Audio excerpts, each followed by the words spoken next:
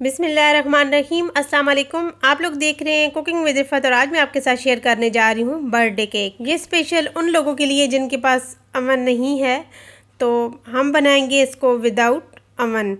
तो इंशाल्लाह आपको हर टिप्स एंड ट्रिक के साथ मैं रेसिपी शेयर करूँगी इस केक को बनाने के लिए, और ना ही कोई इलेक्ट्रिक बीटर की ज़रूरत पड़ेगी। तो मेरी रेसिपी को एंड तक ज़रूर देखिएगा, लाइक और सब्सक्राइब ज़रूर कीजिएगा, बेल आइकन को ज़रूर प्रेस कीजिएगा ताकि मेरी डेली की नोटिफिकेशन आपको फ्री में मिल सके। तो यहाँ पे मैंने ले लिया एक बाउल और इसके अंदर मैं डाल दूँगी 2 कप मैदा, और मैदे को हम अच्छे से छान लेंगे। इस तरीके से मैदे को छान लेना है, क्योंकि मैदे के अंदर कुछ भी हो तो वो निकल जाता है। तो इसलिए यहाँ पे हम डाल देंगे 1 टीस्पून बेकिंग पाउडर। इसके अंदर हम बेकिंग सोडा नहीं ऐड करेंगे। अगर बेकिंग सोडा ऐड किया तो इसका प्रोसेस जो है वो थोड़ा चेंज हो जाएगा, क्योंकि हम जिस रेसिपी में बेकिंग सोडा ऐड करते हैं उसमें हमें बहुत ज़्यादा ज़रूरत होती है चेंजिंग की।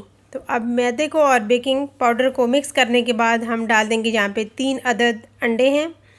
इन्हें मैं यहाँ पे बीटर के साथ बीट कर लूँगी। आपके पास अगर इलेक्ट्रिक बीटर नहीं है तो आप इस तरीके से इस बीटर के साथ कर सकते हैं। अगर ये भी आपके पास मौजूद नहीं है तो आप जो ब्लेंडर होता है, ब्लेंडर जार जिसके अंदर आप जूस वगैरह बनाते हैं, वो तो हर घर में ही मौजूद होता है, तो आप उसके साथ भी ये प्रोसीजर कर सकते हैं। 1 कप इसके अंदर शुगर पाउडर ऐड करेंगे, और ऐड करने के बाद हम इसे 2 से 3 मिनट मज़ीद चला लेंगे। शुगर पाउडर के साथ मैंने half cup cooking oil add किया। आप इसकी जगह पे बटर भी ऐड कर सकते हैं। तो यहाँ पे ये बीट हो चुका है, तो अब इसके अंदर मैं डाल दूँगी जो मैदा और बेकिंग सोडा था, इसके अंदर ये मिक्सचर हम डाल देंगे। सारा मिक्सचर हम इस मैदे के अंदर डाल देंगे। बर्तन को आप अच्छे से साफ़ कर लिया करें, इससे बरकत भी होती है और चीज़ भी ज़ाया नहीं होती। और अब हम यहाँ पे ले लेंगे एक बीटर, हैंड बीटर, और इसे एक ही साइड पे हिलाना है। इसे बहुत ज़्यादा नहीं हिलाना, बस इसको हमने मिक्स करना है, और मिक्स भी एक ही साइड पे करना है।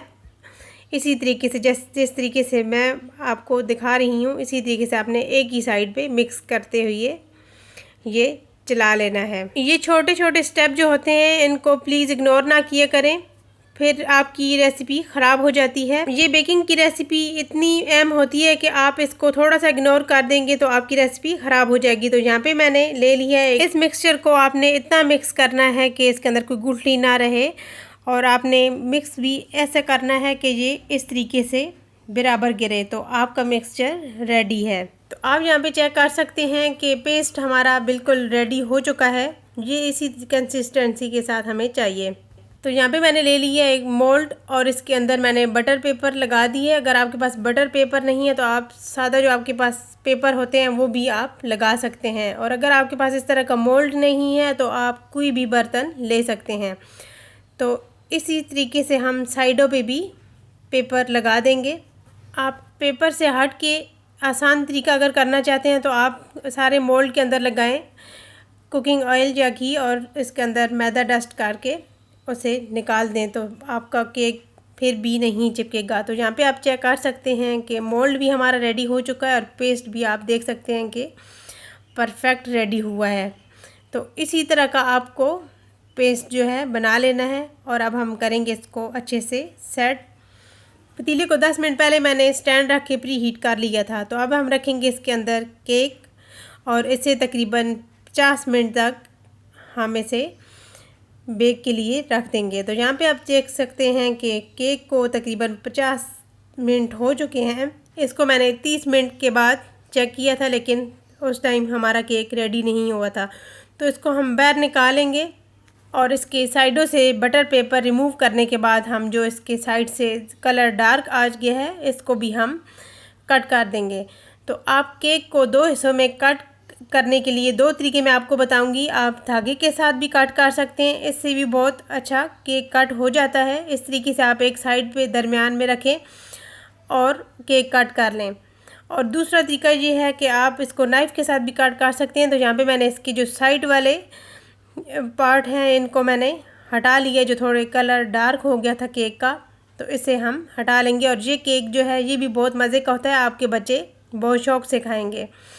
तो अब हम करेंगे इसको नाइफ़ के साथ कट। इस तरीके से आप नाइफ़ के साथ भी कट कर सकते हैं। तो जिसके लिए नाइफ़ के साथ कट करना मुश्किल है वो धागे के साथ भी कट कर सकते हैं। तो दोनों तरीके मैंने आपको बता दिए हैं। तो यहाँ पे आप देख सकते हैं केक हमारा बहुत अच्छे से रेडी हो चुका है। और यहाँ पे आप देख सकते हैं कि मैंने बर्फ़ के अंदर बाउल को रखा है और बीटर और बाउल पहले भी मैंने फ्रिज के अंदर ही रखा था। और ये है मेरे पास व्हिपिंग क्रीम। इसको हम करेंगे बीटर के साथ व्हिप। इसको हम तकरीबन 5 से 6 मिनट तक मुसलसल व्हिप करना है ताकि क्रीम हमारी डबल हो जाए। तो इतनी देर ही हम इसे व्हिप करेंगे कि जितनी देर हमारी क्रीम जो है डबल हो जाए। आप देख सकते हैं कि क्रीम यहाँ पे रुक गई है बीटर के ऊपर, तो ये व्हिप हो चुकी है। तो अब यहाँ पे मैं एक चम्मच के साथ थोड़ा सा क्रीम यहाँ पे लगा दूँगी और इसके ऊपर केक को सेट कर लूँगी ताकि केक हमारा हिले नहीं। सिरम मैंने पहले से ही रेडी कर लिया था। इसके अंदर मैंने 2 से 3 चम्मच पानी के ऐड किए हैं और 2 से 3 चम्मच ही मैंने चीनी के ऐड करके ने अच्छे से मिक्स कर लिया है। तो यहाँ पे सीरम भी हमारा केक के ऊपर लग चुका है। तो अब हम लगाएंगे इसके ऊपर क्रीम जो मैंने व्हिप करके रखी थी। आपके पास इस तरह का चम्मच नहीं है तो आप नाइफ़ के साथ भी इसे फैला सकते हैं और सेट कर सकते हैं। आपके पास अगर इस तरह का चम्मच नहीं है तो आप छुरी के साथ भी इस तरीके से क्रीम सेट कर सकते हैं। तो केक जो है बनाना कोई मुश्किल काम नहीं है। तो ये स्पेशल उन लोगों के लिए है जिनके पास बेकिंग की कोई चीज़ नहीं होती, जैसे कि अवन वगैरह, तो वो पतीले में भी बना के इस तरह से अपने बच्चों को खुश कर सकते हैं।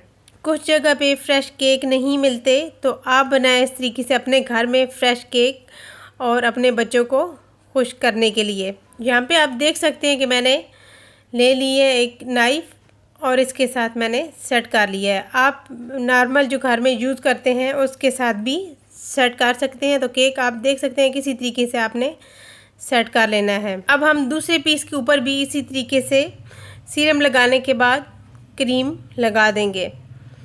तो अब हम क्रीम को अच्छे से लगाने के बाद पूरे केक को हमने डेकोरेट करना है और अब हम इसके किनारों पे भी क्रीम लगा लेंगे और इसे सेट करेंगे ऊपर से भी और साइड से भी इसको अच्छे से सेट कर लेंगे। तो यहाँ पे आप देख सकते हैं कि ये कितना अच्छा सेट हो चुका है। तो यहाँ पे है मेरे पास पाइपिंग बैग। ये बाज़ार से बहुत ही आसानी से मिल जाते हैं। आप लें इस तरीके से पाइपिंग बैग और इसके अंदर डालें क्रीम। क्रीम डालने के बाद मैंने इसके अंदर पिंक कलर डाल दिया है और इसे अच्छे से मिक्स कर लिया है पाइपिंग बैग के अंदर ही। और इस तरीके से यहाँ पे मैंने स्टार वाली नोज़ल ले ली है और इस नोज़ल से ही हम ये अच्छे से डिज़ाइन बना लेंगे। आपको जिस तरह का भी डिज़ाइन चाहिए आप उसी तरह का बना सकते हैं। बनाने के बाद हम इसके ऊपर लिखेंगे हैप्पी बर्थडे। ये मैंने दूसरी नोज़ल लगा ली है थोड़ी बारीक वाली और डिज़ाइनिंग से हट के। तो अब हम इसके ऊपर हैप्पी बर्थडे लिख देंगे। इस तरीके से आप बनाएं केक घर में, बहुत ही आसानी से बन जाता है। और इसके अंदर कोई भी कलर ऐड कर सकते हैं जो आपके बच्चों को पसंद हो। तो मैंने यहाँ पे पिंक कलर ही इस्तेमाल किया है क्योंकि बच्चे ज़्यादा पिंक कलर ही पसंद करते हैं। तो अब हम इसके किनारों पे थोड़ी सी डिज़ाइनिंग कर लेंगे इस तरीके से। आप अपनी मर्ज़ी की जिस तरीके से आप चाहें आप डिज़ाइनिंग कर सकते हैं। आप फ्लावर बनाना चाहते हैं तो फ्लावर भी बना सकते हैं। तो मैंने थोड़ी सिंपल सी ही डिज़ाइनिंग की है। यहाँ पे आप देख सकते हैं कि माशाल्लाह कितना ज़बरदस्त केक हमने घर पे बना लिया है, वो भी विदाउट ओवन। कोई चीज़ बनाना, कोई काम करना मुश्किल नहीं होता। अगर कोई बनाना चाहे तो बना सकता है। इंसान के लिए कोई काम भी मुश्किल नहीं है। तो अब हम करेंगे हैप्पी बर्थडे केक को कट और आपको दिखाएंगे इसकी फ़ाइनल लुक कि ये कितना ज़बरदस्त रेडी हुआ है और आप भी घर में बना सकते हैं। मेरे चैनल पे बहुत से केक मौजूद हैं, आप जाके विज़िट कर सकते हैं। तो फाइनली अगर आपको मेरी ये केक की रेसिपी पसंद आई तो प्लीज़ लाइक और शेयर करना मत भूलिएगा। चैनल पे नए तो सब्सक्राइब भी ज़रूर कीजिएगा। बेल आइकन को ज़रूर प्रेस कीजिए ताकि मेरी डेली की नोटिफिकेशन आपको फ्री में मिल सके। Thanks for watching. अल्लाह हाफिज़।